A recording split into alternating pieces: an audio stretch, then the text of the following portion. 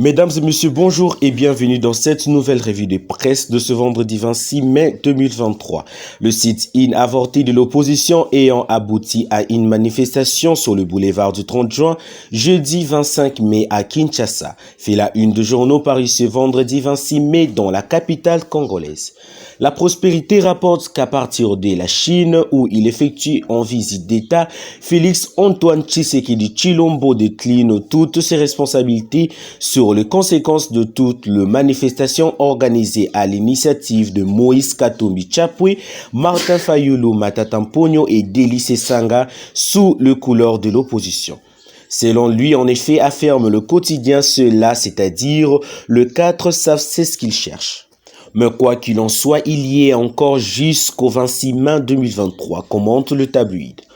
Pendant ce temps, à Kinshasa, les concernés étaient hier en sit-in devant le siège de la CENI, indique la Prospérité. D'après elle, malgré les dispositifs sécuritaires impressionnants et adaptés à la mesure de tous les dangers et enjeux, ils ont été là jusqu'à ce qu'ils ont réalisé que l'accès leur était hermétiquement fermé avant de rentrer vers leur QG de Fandan House à la Gombe pour une séance d'évaluation. Tard dans la soirée, dans un communiqué, le quatrain de l'opposition exige de manière concrète la démission de Gentini Ngobila et en même temps rejette la balle à Félix Tshisekedi, quoiqu'aujourd'hui absent de Kinshasa, la capitale, explique ce journal. Dans l'entendement de ses opposants, explique cet tabloïd, la brutalité policière couplée au échauffourée résiderait dans le fait que l'autorité urbaine n'aurait pas pu autoriser d'autres marches que l'heure aux mêmes heures et le même jour. Ils reviennent également sur leurs revendications principales articulées essentiellement autour du rejet du processus électoral dans son format actuel, l'exigence de la recomposition de la CENI et de la Cour constitutionnelle et, comme toujours, la révision de la loi électorale, souligne le journal. Africa News revient également sur le propos de Félix Tshisekedi contre le quatuor de l'opposition. Le journal précise que le président de la République a tenu ses propos lors de ses échanges à Pékin avec la communauté congolaise vivant en Chine.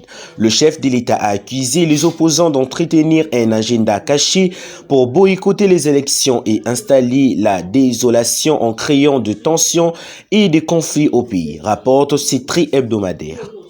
Vous me parlez de quelle opposition? Celle qui compte sur le foyer des tensions à Kinshasa est une ébullition au Katanga. Les opposants ont un agenda caché. Ils ne veulent pas des élections car c'est clair qu'ils ne soient pas prêts et ils ne comptent maintenant sur le désordre et des tensions dans le pays. Nous allons nous défendre bec et ongle. Je suis sûr que nous ne perdrons pas cette bataille. Le peuple RD congolaise va gagner, a soutenu le président de la République Félix Antoine.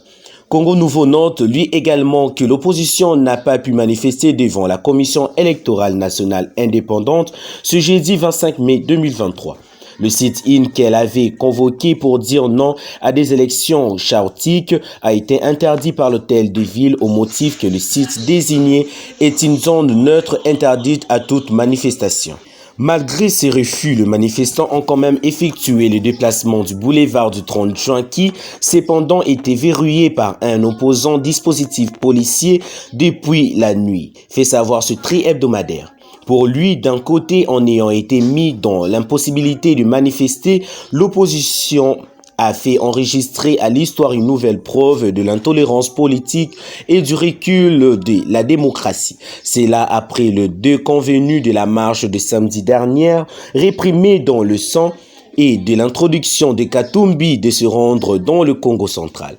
De l'autre côté, l'opposition a pu faire entendre sa voix à la face de la communauté internationale à travers le média présent qui, eux aussi, ont subi le blocus de la police. Même pour l'avenir, l'opposition a encore échoué. Selon ce quotidien, une fois de plus, l'opposition politique constituée de Martin Fayulu, Moïse Katumbi, Matata Mponyo et Délice Sanga a échoué sa deuxième tentative qui consistait non seulement à mobiliser le Congolais mais aussi à faire un sit-in à la CENI pour fustiger ce qu'elle qualifie de processus électoral chaotique. Et ce journal de poursuivre, visiblement, et comme on a eu déjà à le dire, l'opposition qui n'est pas de prête à aller aux élections veut multiplier des incidents, mieux créer le chaos qu'il attribuerait au pouvoir en place. Une manœuvre dilatoire qui ne passera plus, d'autant plus qu'au niveau de la CENI, le compte à rebours pour l'organisation des élections a déjà affirmé qu'ayant été déjà informé que la CENI est située dans une zone neutre interdite aux manifestations. L'opposition a usé de la provocation et c'est de la calmer et de la courtoisie que les manifestants ont été maîtrisés, même si la police se retrouve avec 4 blessés dans ses rangs.